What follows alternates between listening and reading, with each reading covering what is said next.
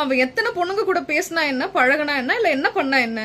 என் கூட பேசும்போது எனக்கு உண்மையா தானே இருக்கான், என் கூட இருக்கும்போது ஒழுங்கா தானே இருக்கான். அது போதாதா? ஒரு கேர்ள் கிட்ட இருந்து எனக்கு இந்த மாதிரி ஒரு டிஎம்.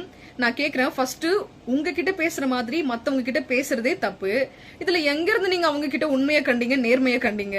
அப்புறம் இன்னொன்னும் சொன்னாங்க, ஏன் இந்த மாதிரி மத்த பொண்ணுங்க கிட்ட எல்லாம் பேசுற அப்படின்னு நான் கேட்கும்பொழுது, நீ வேற அவங்க வேற, அவங்கள நான் எங்க வைக்கணுமோ அங்கதான் வச்சிருக்கேன், அவங்களுடைய லிமிட் என்ன அப்படின்றது எனக்கு தெரியும், அதனால நீ குழம்பிக்காத, நீ எனக்கு ஸ்பெஷல் அப்படின்னு சொல்றாங்க அப்படின்றதையும் சொல்லியிருந்தாங்க.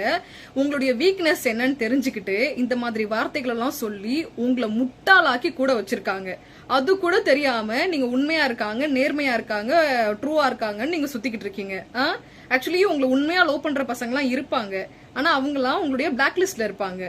இந்த மாதிரி பசங்களை எப்படித்தான் நீங்க தேடி தேடி போய் லவ் பண்றீங்களோ தெரியல. ஆக்சுவலி நீங்க எப்படி தெரியுமா சொல்லணும், 10ல 11 நான் இருக்கேன், எல்லா பொண்ணுங்க கிட்ட பேசுற மாதிரி தானே என் கிட்ட பேசுறான் அப்படின்னு தான் நீங்க சொல்லணும். ட்ரூவாலாம் இல்ல, இது உண்மை கிடையாது, இது நேர்மை கிடையாது.